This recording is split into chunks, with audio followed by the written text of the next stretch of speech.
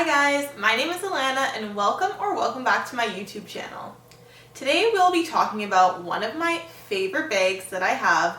This is a bag that I think has been very popular lately, and because of that, I figured people would want to know how this bag holds up. So I'm here to do a 1-month review on my Marc Jacobs Tote Bag Micro.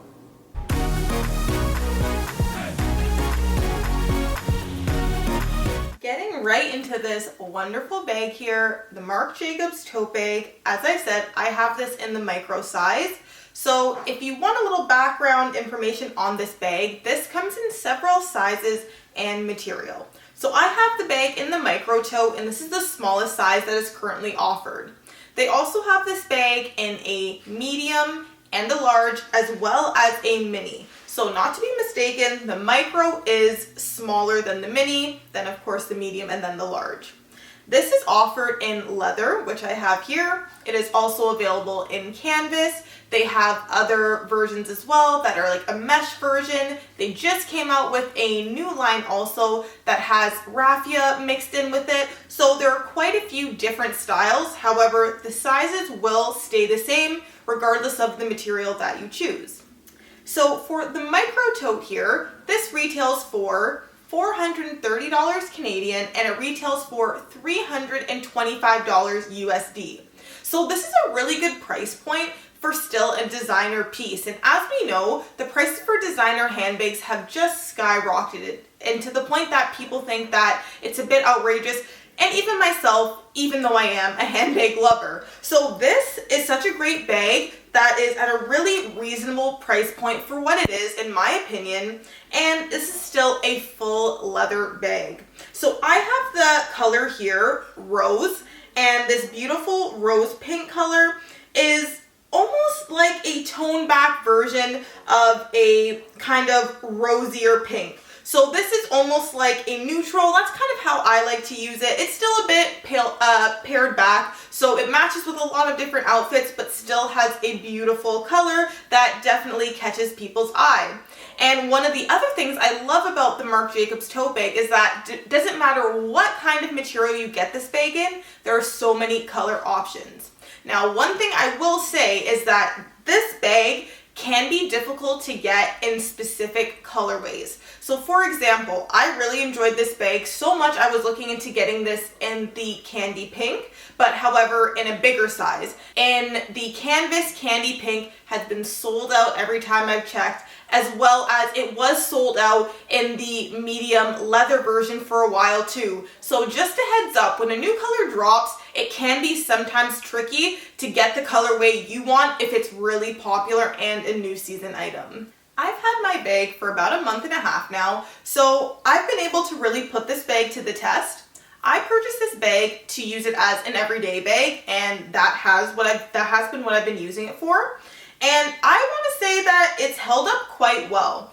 I have worn this in several different types of weather, and I haven't noticed that it really impacted the bag. Now, I'm also not the most gentle with this bag either. That's not to say that I truly just toss it around, but I'm not babying this bag by any means, so I do feel that I've gotten an accurate representation of how this would hold up in everyday life.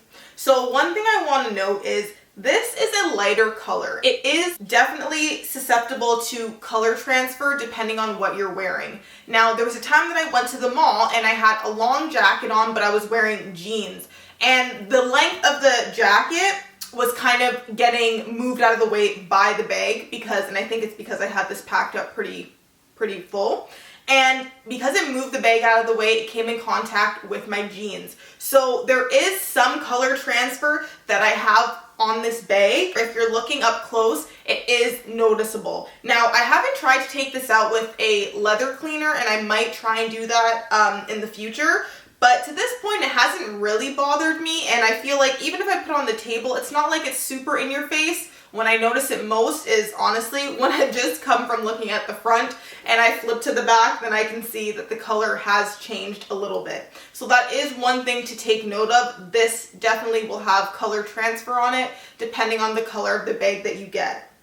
Secondly, I have noticed that the corners of the bag here have also worn a little bit. And I haven't had this bag for a very long time, but like I said, I have used this bag for a large portion of the time that I've had it in the month and a half. So there is some wear to the corners here, mainly at the front, I would say. Other than that though, this has been in good condition and I haven't had any issues. So nothing wrong with the stitching or the zippers. And I will talk about the zipper too, because this is one of the main perks of this bag. This is quite a smooth zipper and I love that it's a long zipper. So this makes it so easy to get in and out of the bag. So if you're looking for an everyday bag, this is a really good perk. And what I also love is, though the zipper is very long, it does have a loop on the side where you can just tuck the zipper in like that and it is out of the way and it is not going to be kind of just flapping around on the sides. Another great thing about this bag is that it has detachable straps. Now, I will say, because I have the micro size, when you detach the straps, you're only really able to carry this as a top handle. So this is not something that really will comfortably fit through your arm. As you can see, it's quite small. So it's not one that you could do over your shoulder, really just a top handle and then the crossbody. I do love the fact that the crossbody strap is adjustable here. So depending on if you wanted to use it as a crossbody or even a shoulder bag, you could adjust it. Or if you're just a little taller or shorter, they really make this so it's perfect for every height and it's, you know, a good size for everybody. The bottom of the bag does not have feet. And I do know for the leather bags that are of bigger sizes, they do have an extra piece of leather at the bottom. That's how they have the feet, so that the whole bag is not touching the floor. However, the micro size does not have that. And there's no wear or tear really to the leather at the bottom here, which is nice. However, I will say that looking here, the corners do have a little bit of color to it. So perhaps from rubbing up on anything. So that is something to note. But again, I do have one of the lighter colors. So that is something to keep in mind. I know I had a lot of comments in my initial video, my unboxing of this bag, that people were saying that they really loved the white color and they wanted to get it in the white. So if you are someone who is looking for the white bag, which is of course even lighter than this, something really to keep in mind. Also, if you're interested in seeing the initial unboxing of this video, I will link it here so you can also take a look at that as well. Finally, we'll go into the interior of the bag, and the leather continues on the inside as well. It is leather lined, and the very bottom of the bag is in a fabric material.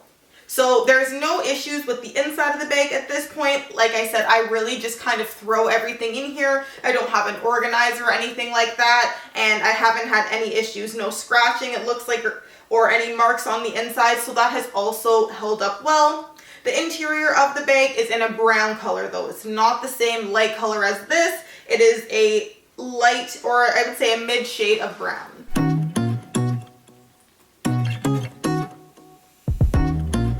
For reference, I am about 5'4", and this is how the bag fits on me.